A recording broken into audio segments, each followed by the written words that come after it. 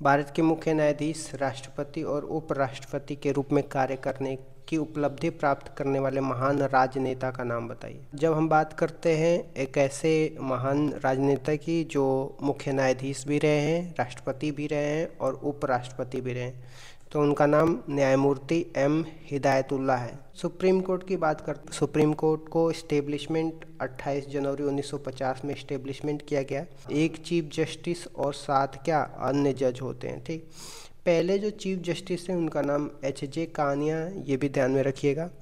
PIL के जनक कौन होते हैं, तो पीआईएल के जनक पीएन भगवती हैं। पीआईएल का फुल फॉर्म क्या है, पब्लिक इंटरेस्ट लिटिगेशन। सीजीआई की बात करते हैं, ऐसे राष्ट्रपति जो कार्यवाहक राष्ट्रपति के रूप में भी, वाइस प्रेसिडेंट की और चीफ जस्टिस के रूप में भी कार्य किए हैं, उनका नाम एम हिदायतुल्लाह है। ठीक, अभी प्रेजेंट की बात करते हैं तो 52वें नंबर का बी.आर. गवई हैं जो चीफ जस्टिस हैं, और 91वें नंबर का कौन थे, जे. संजीव खन्ना थे। ठीक, पहले प्रेसिडेंट की बात करते हैं तो पहले प्रेसिडेंट डॉक्टर राजेंद्र प्रसाद थे। निर्विरोध चुने जाने वाले राष्ट्रपति का नाम क्या है, तो एन. संजीव रेड्डी। ये लोकसभा के स्पीकर भी रह चुके हैं।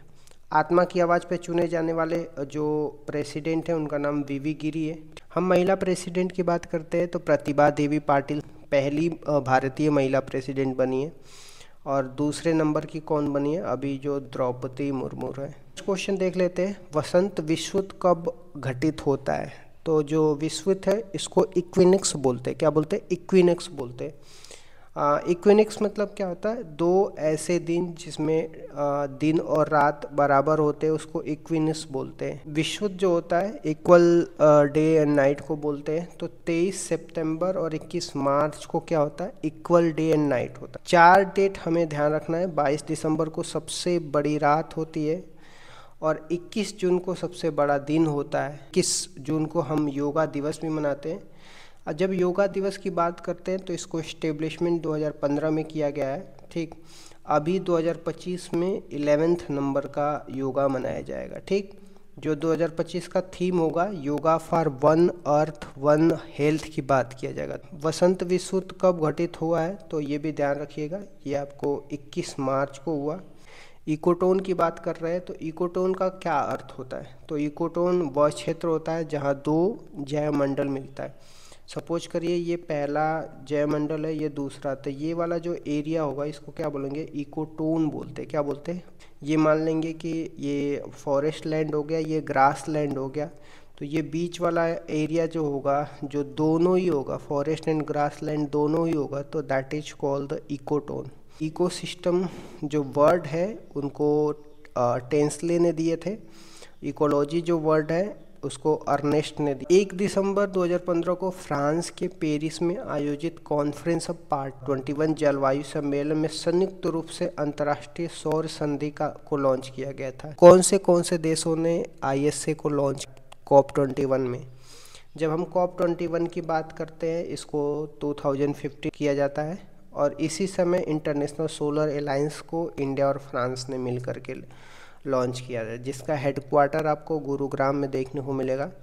अब इसी समय हमें कुछ और भी बातें ध्यान में रखना है। COP28 कहाँ पे हुआ था, UAE में हुआ था। COP29 बाकू अजरबैजान में, कहाँ पे, बाकू अजरबैजान में। COP27 शर्म एल शेख इजिप्ट में हुआ था। COP27, COP28, COP29, these are the some important point. Conference of party 21 में इंडिया और फ्रांस ने मिलकर के ISA को इस्टेब्लिशमेंट किया था, जिसका हेडक्वार्टर गुरुग्राम में। अपनी समृद्ध संस्कृति विरासत के रूप में प्रसिद्ध भारत का पहला यूनेस्को साहित्य का शहर निम्नलिखित में से कौन सा है। कोझिकोड जो है भारत का समृद्ध सांस्कृतिक विरासत शहर के रूप में यूनेस्को ने को लिस्ट किया है।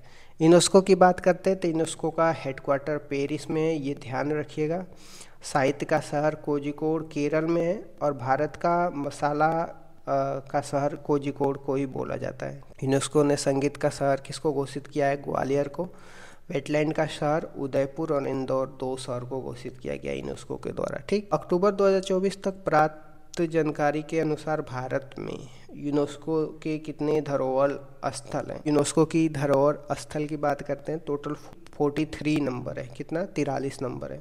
43 में आपको 35 जो है आपको सांस्कृतिक है, 7 जो है प्राकृतिक है और 1 जो है मिक्स है। यूनेस्को की अभी 2024 में मीटिंग दिल्ली में हुई है, 2025 सोफिया बुल्गारिया में हुई है। ये भी 35 क्या है ये आप याद कर लीजिएगा, 3571 करके याद कर लीजिएगा।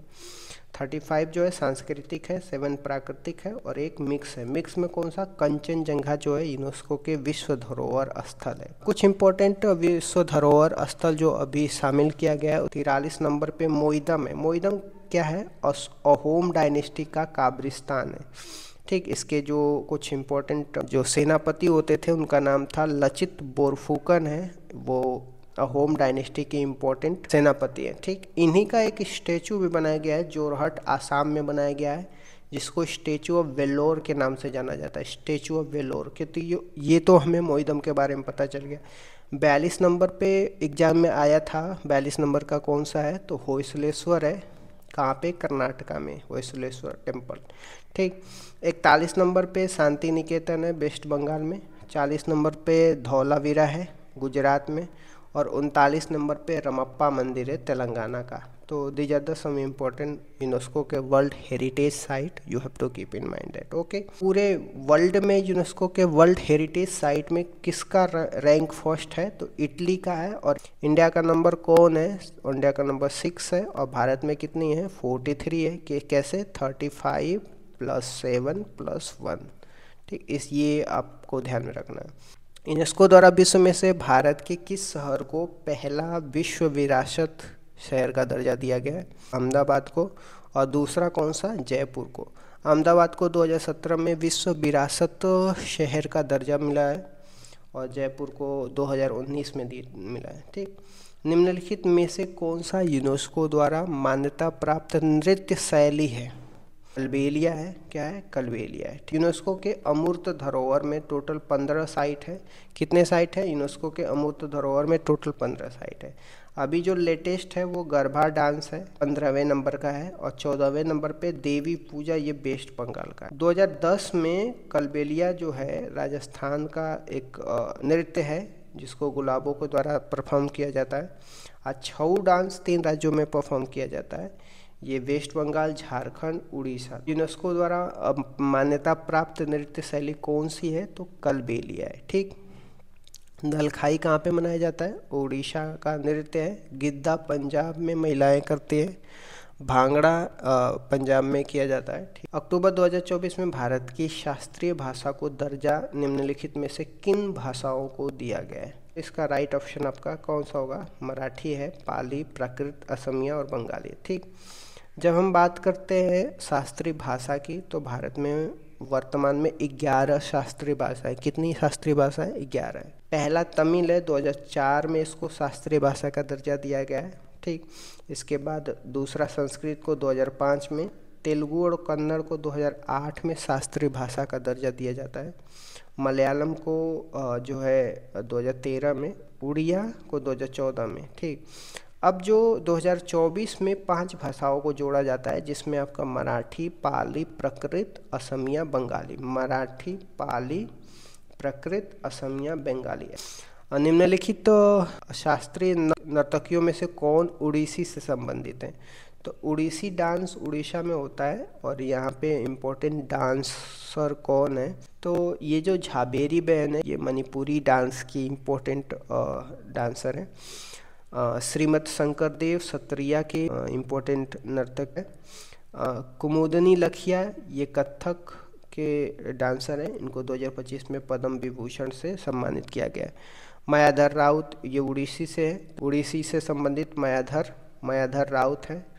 कुछ इम्पोर्टेंट लोग और भी हैं जो उड़ीसी डांस को परफॉर्म करते हैं, जैसे केलुचरण महापात्र हो गया, संयुक्ता हो गया, सोनल मानसिंह हो गया। तो these are the some important person जो उड़ीसी डांस को परफॉर्म करते हैं।